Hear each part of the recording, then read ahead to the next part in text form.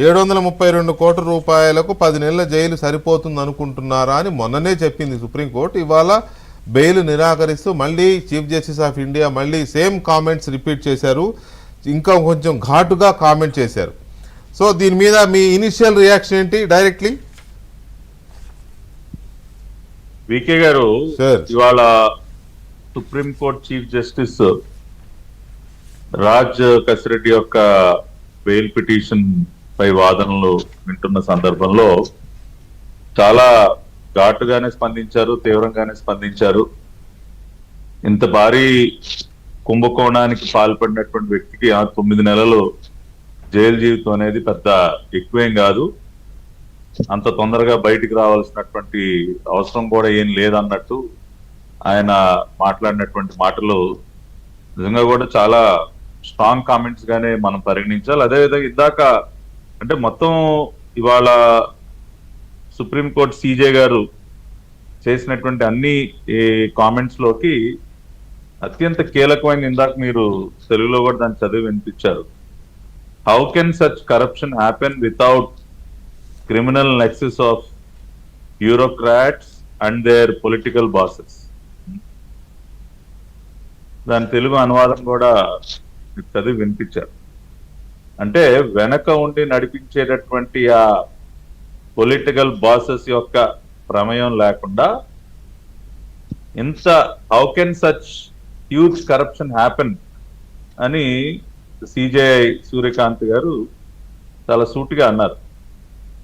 It is 100% fact. ఇవాళ రాజ్ కసిరెడ్డి కానీ, కృష్ణమోహన్ రెడ్డి కానీ, ధనంజయ రెడ్డి కానీ, చెవిరెడ్డి కానీ వీళ్ళెవ్వరూ కూడా వాళ్ళంతటికి వారు పూనుకుని కలిసి పాల్పడినటువంటి కుంభకోణం కానే కాదన్నది మనందరికీ తెలుసు. వెనకుండి నడిపించినటువంటి పొలిటికల్ బాస్ ఎవరంటే ఆనాటి ముఖ్యమంత్రి జగన్మోహన్ రెడ్డి. ఇవాళ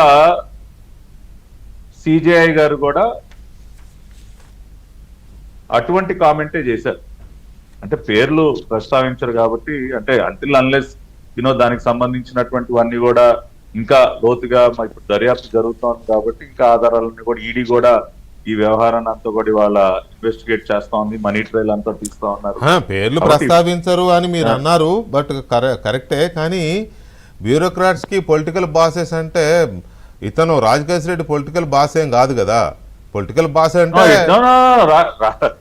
అదే చెప్తున్నాను కదా, రాజకేశ్ రెడ్డి అది డైరెక్ట్ కామెంటే. అదే ఇప్పుడు అంటే పేరు ప్రస్తావించకపోయినా డైరెక్ట్ గానే కామెంట్ చేశారు ఇవాళ చీఫ్ జస్టిస్ గారు. So without the knowledge of the political boss, ఆయన ఇన్వాల్వ్మెంట్ లేకుండా, వారి ప్రమేయం లేకుండా ఇంత భారీ కుంభకోణం జరిగేటటువంటి అవకాశమే లేదు అన్నట్టు వాళ్ళ సుప్రీంకోర్టు సీజే గారు కామెంట్ చేయడం అనేది నిజంగా కూడా ఇట్స్ చాలా సంచలనాత్మకమైనటువంటి స్టేట్మెంట్ గానీ మనం దాన్ని తీసుకోవాలి. ఇప్పుడు అంటే దీని అంతటికీ మూలం ఎక్కడ ప్రారంభమైందంటే తాడేపల్లి ప్యాలెస్ నుంచే ప్రారంభమైంది. రాజకేశ్ రెడ్డి ఏరుకోరి తీసుకొచ్చి పెట్టినటువంటి వ్యక్తి ఆ పదవిలో ఎవరంటే జగన్మోహన్ రెడ్డి. ఈ టాస్క్ అసైన్ చేసింది ఎవరంటే జగన్మోహన్ రెడ్డి. ఇవాళ జగన్మోహన్ రెడ్డి ఆత్మ విజయసాయి రెడ్డి ఇప్పటికే అనేక సందర్భాల్లో ఆయన చెప్పకనే చెప్తా ఉన్నాడు దీని వెనక ఎవరున్నారు అన్నది. చాలా స్పష్టంగా మేము ఎక్కడెక్కడ కలిసాము, ఎవరెవరు కలిసాము, వీళ్ళందరూ కూడా ఎవరి డైరెక్షన్ లో వీళ్ళందరూ కూడా పనిచేస్తా ఉన్నారు. ఆయన కూడా నేరుగా ఆ పేరు ఇప్పటికి ప్రస్తావించకపోయినా ఇండైరెక్ట్ గా అనేక రకాలుగా చెప్తానే ఉన్నాడు. ఇవాళ మీరు ఈడీ వాళ్ళు చేస్తున్నటువంటి ఇన్వెస్టిగేషన్ లో కూడా ఆ మనీ ట్రయల్ కానీ, సూట్ కేస్ కంపెనీలు కానీ, షెల్ కంపెనీల నుంచి రకరకాలుగా తరలించినటువంటి సొమ్ము అది ultimately it has to land in some account which is link to the political big boss in Tadepalli palace. అది జరిగింది గతంలో కూడా మనం చూసాం కదా. ఆయన గారి ఈడీ కేసుల్లో కానీ, సిబిఐ కేసుల్లో, పాత కేసులు అన్నిట్లో కూడా తిరిగి తిరిగి తిరిగి తిరిగి తిరిగి ఏ రకంగా వచ్చి మళ్ళీ జగతిలో పడింది, క్యారమలేషియాలో పడింది, లేదంటే ఆయనకు చెందినటువంటి అనేక కంపెనీల్లోకి ఎలా డబ్బులు వచ్చి చేరిందో మనం చూసాం.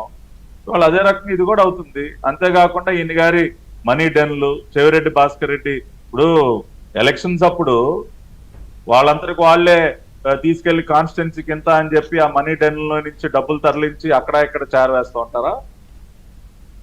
అవకాశం లేదు కదండి. సో ఖచ్చితంగా ఇవాళ సుప్రీంకోర్టు చీఫ్ జస్టిస్ గారి వ్యాఖ్యలు చాలా చాలా ఇవాళ ఈ కేసుకు సంబంధించి ఒక సంచలనాన్ని సృష్టించాయి అనుకోవాలి. ఎందుకంటే వారికి కూడా పూర్తిగా వ్యవహారం అంతా కూడా అర్థమవుతా ఉంది. ఇవాళ గతంలో ఢిల్లీ లిక్కర్ స్కామ్ ఇష్యూ చూసాం, పాలసీ మార్పు దగ్గర నుంచి ఆ తర్వాత స్టెప్ బై స్టెప్ ఏ రకంగా అన్ని జరుగుతూ వెళ్ళాయో దానికి 10 రెట్లు 20 రెట్లు పెద్ద కుంభకోణం కదండి. అవును.